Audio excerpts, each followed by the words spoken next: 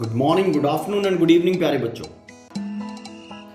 In this lecture, we will be concentrating on impulse, the impulsive force. ठीक. अब ये impulse का generation कहाँ से है? Okay, that will tell you all the things about impulse. ठीक है. अब impulse है क्या? Impulse बना है basically impact से. इंपल्स किससे बना है?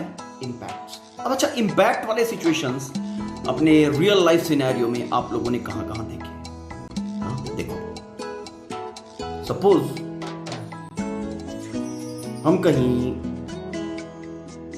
गिरे हैं एकदम से.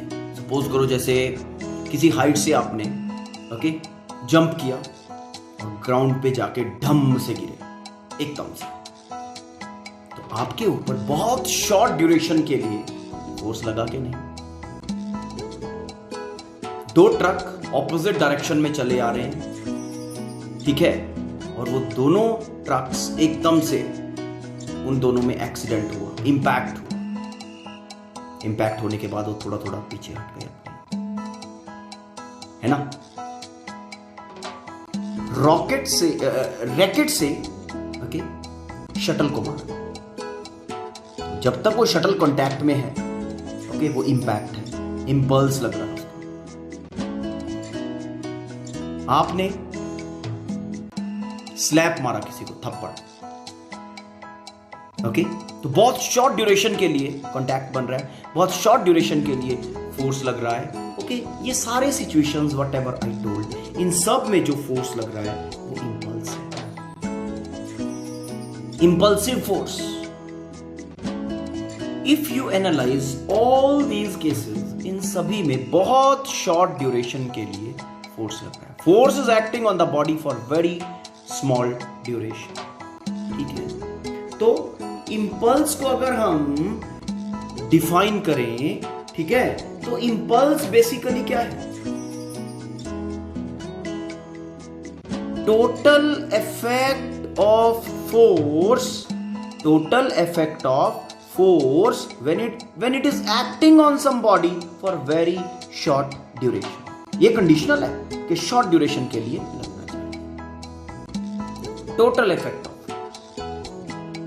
when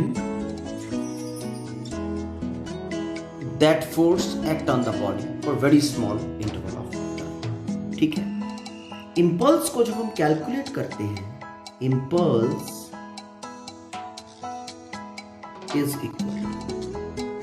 ठीक है, अब ध्यान देने वाली बात है कि जो सिचुएशन में फोर्स लग रहा है वो किस तरह का फोर्स लग रहा है. देखो, बॉल को हिट किया, जैसे ही बॉल कांटेक्ट में आई इमीडिएटली हम बहुत एक्सेसिव फोर्स लगाते हैं और धीरे धीरे फोर्स रिड्यूस होता चला जाता है. Just analyse the situation. Kick करते हैं, ठीक है ना, और किक में जैसे ही कांटेक्ट बनता है मैक्सिमम फोर्स, उसके बाद force slowly steadily reduces to zero और बॉल भाग जाती है.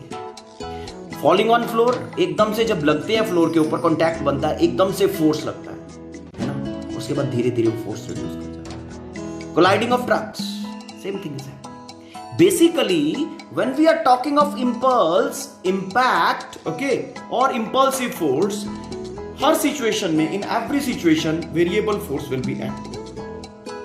इस कारण से व्हेन वी कैलकुलेट इंपल्स, तो हम यहां पे इंपल्स को हम लिखते हैं basically force multiplied by time. कितने टाइम ड्यूरेशन के लिए. फोर्स अपने पास कांस्टेंट तो नहीं है, ठीक है ना, लेकिन हम वेरिएबल फोर्स को कांस्टेंट बना लेते हैं and we take F average force multiplied by dt, small interval of time. This is equal to impulse. This is how we define impulse. What about units of impulse? Impulse का जो unit होगा Newton second. It's okay. Now if we calculate impulse, ठीक है, by applying Newton's second law of motion, by applying Newton's second law of motion, let us see what happens. Applying, suppose we have a kind of situation, okay, this type of situation we are having. Body को के contact, body के साथ force लगना शुरू हुआ eight point A और point B तक body के ऊपर फोर्स लगता रहा, फोर्स इज एक्टिंग, ठीक है। दिस वाज द टाइम से 0, t1 इज इक्वल टू 0 और t2 is equal to t, small time interval, not very big, okay. यहां पे फोर्स लगना शुरू हुआ था, फोर्स लगा और उसके बाद धीरे धीरे फोर्स खत्म। यहां से यहां तक जो फोर्स लगा उसका जो एवरेज है that is F average, it's okay. And जब फोर्स लगना शुरू हुआ बॉडी का linear momentum was p1 and linear momentum finally जब फोर्स ने एक्ट करना बंद कर दिया, लीनियर मोमेंटम p2, ठीक है। ये situation what we are assuming here, ठीक है ना। यहां से यहां का जो टाइम इंटरवल है उसको इनफाइनाइटली स्मॉल पार्ट्स में डिवाइड करते हैं, ठीक है ना। Dividing the whole time in infinitely small parts, ठीक है। ये dt टाइम जो है इतना स्मॉल है कि force acting for this time dt, okay, on the body is constant. ये लो यहां पे मैंने, ठीक है, ये dt टाइम इंटरवल में डिफाइन कर रहा हूं। For this time constant force F is acting on the body and in this small time जो change in momentum है that is dp, समझ में आया। Now applying Newton second law of motion, करते हैं अप्लाई। अब सिचुएशन क्या थी, लीनियर मोमेंटम dp से चेंज कर रहा था इन टाइम dt जैसा कंसीडर किया हमने, और for this small interval dt force acting was constant and that was equal to F. Okay, so we will be able to write in the situation F is equal to dp by dt. It's clear? Cross multiply करो and dp is equal to F into dt. कोई confusion? ठीक है बेटा। Now हमें सिर्फ इस time की बात थोड़ा करनी है, सिर्फ इतने ही टाइम की तो बात नहीं करनी ना। You know, we have to talk of the complete situation as we have considered. अब इस complete situation में जो time है that is varying from 0 to t, total time, and in this time linear momentum is changing from p1 to p2. So integrating this equation, okay, integrating both sides between required limits. अब required limits क्या है, यहां momentum के respect में integration हो रहा है तो यहां पे मोमेंटम का लिमिट्स आएगा, यहां पे टाइम के रिस्पेक्ट में इंटीग्रेशन हो रहा है तो यहां पे लिमिट्स जो आएगी वो टाइम की आएगी। तो इसका इंटीग्रेशन करके हम क्या लिखेंगे, इंटीग्रेशन ऑफ dp, कहां से कहां, initial momentum p1 final momentum p2 is equal f dt limit 0 to t, ठीक है।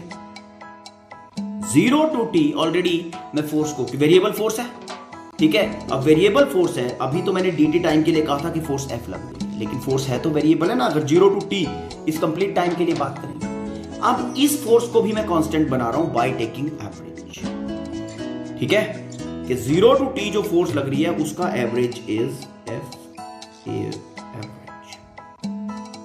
Average force is the constant force, तो ये कांस्टेंट हो गई, इंटीग्रेशन से बाहर, integration dt 0 to t, this is equal to integration dp, कहां से कहां, p1 to p2। It's okay, कोई कंफ्यूजन? dp का क्या बनेगा,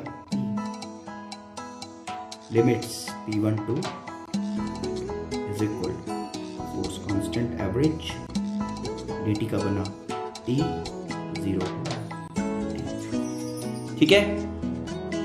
p is equal to, p का upper limit is p2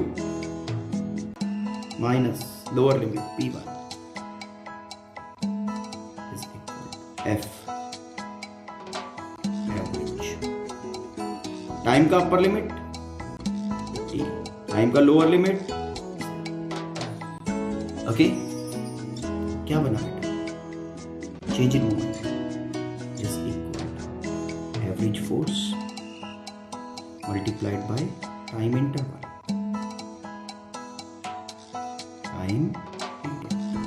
Average force multiplied by time interval, हमने इसको डिफाइन किया था. This is equal to impulse. Okay, and this is equal to P2 minus P1. P2 minus P1. यहां से क्या पता चला कि जो हमारा इम्पल्स है that is equal to change in momentum. It's okay. क्या पता चला हमें कि इम्पल्स जो होता है that basically is equal to product of force and time, and numerically that is equal to change in momentum. Impulse is numerically equal to change in momentum. समझ में आया? Hope the things are clear. देखो, अगर हम दोनों situations को analyse करें, हमने कहा impulse is equal to force multiplied by time, यही था, ऐसा ही कहा ना. तो force is a vector quantity, vector multiplied by, ठीक है, this should also be a vector. और अदर वे अगर आप लेके चलो, impulse is equal to change in momentum P2 minus P1. Linear momentum is a vector quantity, तो जो difference आएगा वो भी वेक्टर होगा. तो impulse is a vector quantity.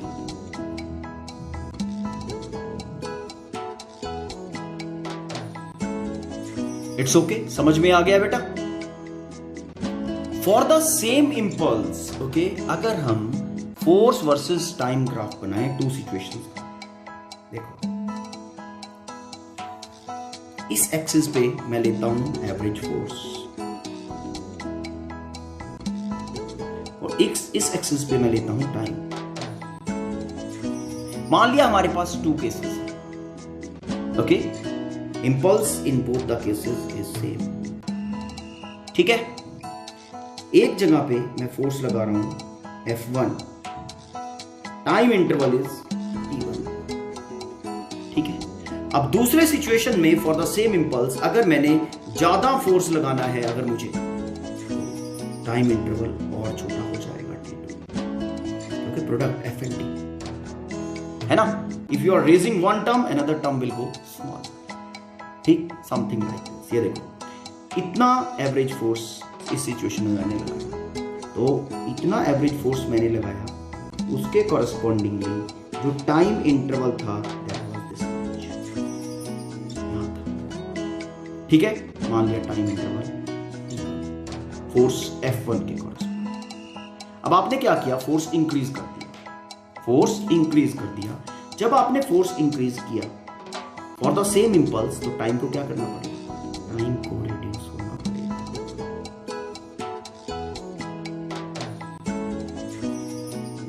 Okay, समझ में आया बेटा. ये अपना F2 हो गया और ये हो गया टाइम इंटरवल. फोर्स इंक्रीज किया तो टाइम ऑफ इंपैक्ट छोटा हो गया. गॉट इट, समझ में आ गया. आराम से इसको गो थ्रू करो. अभी हमें जो यहां से समझ में आना चाहिए, देखो, ठीक, अगर मैं समहाउ इंपैक्ट टाइम इंक्रीज कर देता हूं, इंपैक्ट टाइम अगर इंक्रीज कर देता हूं, then force acting can be reduced. क्या बोला मैंने, इंपैक्ट का टाइम अगर इंक्रीज कर दिया तो फोर्स एक्टिंग क्या होगी, स्मॉल हो जाएगी. चलो बॉल को कैच करते हैं. आपने बॉल को कैच किया, एक सिचुएशन में आपने यहां पे बॉल को कैच किया और अपने हैंड को यहीं पे स्टेबलाइज रखा. This is situation number 1. Hand is stabilised at this particular position only, ठीक है. तो ढम से एकदम से आपकी बॉल आएगी यहां पे, ओके, और taking very short interval of time, क्योंकि आपने अपना हैंड यहीं पे फिक्स रखा है, taking very short interval of time आपका मोमेंटम 0 हो जाएगा. मतलब यहां पे जो डेल्टा T लगा, ओके. अब दूसरा सिचुएशन लेता हूं मैं, बॉल आ रहा था, बॉल को हमने यहां पे कैच किया, इस पर्टिकुलर पोजीशन पे हमने कैच किया बॉल को और हैंड को मूव किया बैकवर्ड यहां तक। इन रियलिटी क्रिकेट जब आप लोगों ने खेला है तो पता होगा, we move our hands backward to catch the ball. यहां पे कैच पकड़ा और हैंड्स को बैकवर्ड लेके आते हैं। क्यों लेके आते हैं? क्योंकि बचपन में भगवान जी ने आपके ब्रेन में फिजिक्स फीड करके भेजा हुआ। Not it?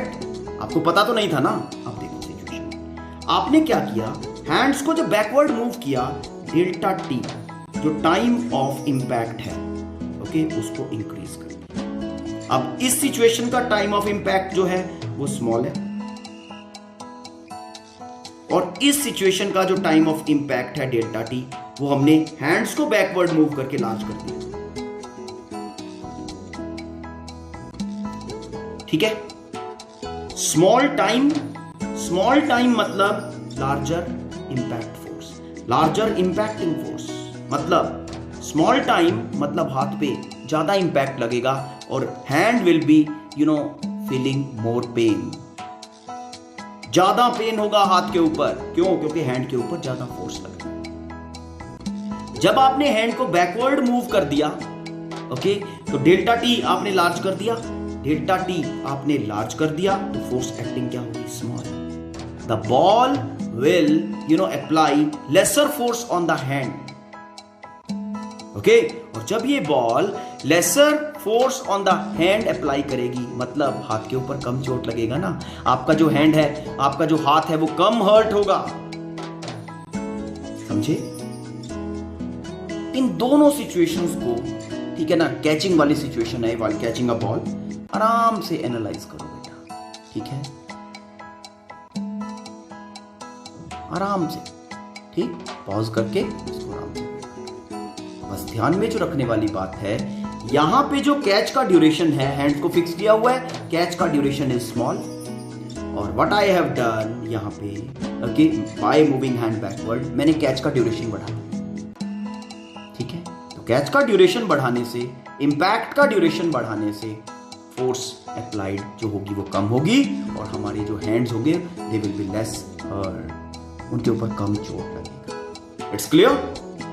C, another situation to understand impulse in a better way is falling on a कच्चा फ्लोर। कच्चा मतलब मिट्टी वाला जो फ्लोर है।